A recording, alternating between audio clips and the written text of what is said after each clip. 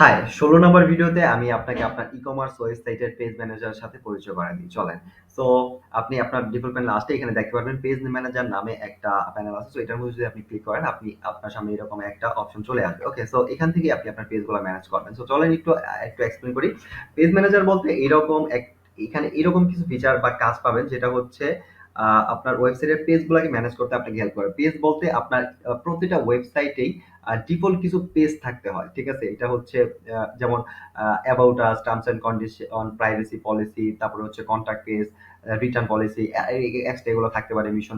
So যত page আছে future আরো পেজ বানাবেন আপনি। এগুলো ডিফল্ট কিছু এইসব পেজগুলো থাকতে হয়। না হলে হচ্ছে আপনার Facebook, Google আ কিছু ওদের এআই এই সাইট গুলাকে যদি এই ধরনের পেজ না থাকে এগুলা ভালো চোখে দেখে না। ঠিক আছে? স্প্যাম মনে করে। সো এগুলো থাকতে হয়। আর এগুলোর মধ্যে ডাটা থাকলে অনেক ভালো।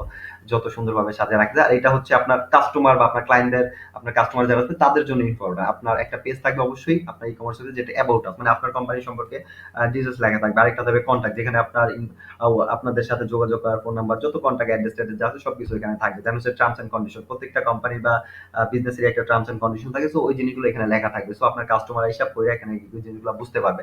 প্রাইভেসি পলিসি একটা থাকতে হয় যে আপনি আসলে কি প্রাইভেসি পলিসি আছে। ঠিক আছে? শর্তাবলী বা নীতিমালা। সো এগুলো থাকতে হয়। দেন হচ্ছে রিটার্ন পলিসি। আপনি যদি ই-কমার্স হয় সাধারণত এই পেজগুলো থাকে যে আপনার রিটার্ন পলিসি কিরকম, কেমনে কি দেন এই ডিটেইলস এই পেজগুলোতে লেখা থাকবে।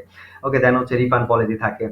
তারপরে হচ্ছে ডেলিভারি পলিসি থাকে। মিশন এগুলো থাকতে পারে। যে যত ইনফরমেশন আপনি রাখেন আপনার কাস্টমার ইন্টারেস্ট থাকলে এই জিনিসগুলো পড়ে সে দেখতে পারবে। আর যত পেজ আছে যেমন এই পেজের মধ্যে আপনি একটা ব্যানার দিতে পারবেন। প্রতিটা পেজে আলাদা দেন হচ্ছে প্রত্যেকটা পেজে আপনি যা লিখবেন, লিখা দিতে চান, আপডেট করতে চান এখান থেকেই করতে পারবেন। ঠিক আছে? এটা ফুললি ডাইনামিক আপনি নিজে ইনফরমেশন গুলা এড, এডিট, পরিবর্তন করতে পারবেন।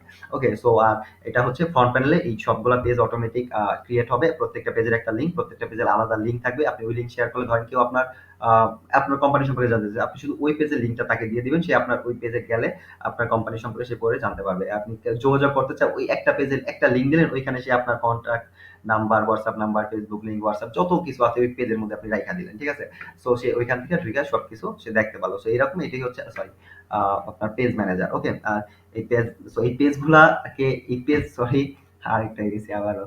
সো এই পেজগুলারে মানে আরো নতুন পেজ ক্রিয়েট করা আবার হচ্ছে এখানে এই পেজের যে ইনফরমেশন আছে, কনট্যাক্ট ইনফরমেশন, অ্যাবাউট আস যাই খুশি এটি এড করা, এডিট করা, আপডেট করা এই কাজগুলা যেগুলো আছে পেজ ম্যানেজ রিলেটেড এটাই আপনি আপনার ই-কমার্স ওয়েবসাইটে প্রোডাক্ট ম্যানেজার আন্ডারে পেয়ে যাবেন। এখান থেকে ম্যানেজ করবেন। এটা তেমন ইউজ হয় না। একবার ১ম দিকে এটা জাস্ট আপনি একটা সাজায়া দিলেই হইল। দেন হচ্ছে মাঝে লাগতে পারে হঠাৎ ২ টা ৩ টা খুব কম ইউজ হয়।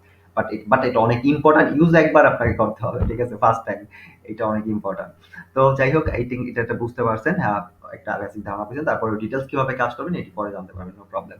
তো আজ এই পর্যন্তই। আর নেক্সট ভিডিওতে আমি আপনার ই-কমার্স ওয়েবসাইটে নতুন আরেকটা ফিচার আপনাকে দেখাবো। Good bye. আসসালামু আলাইকুম।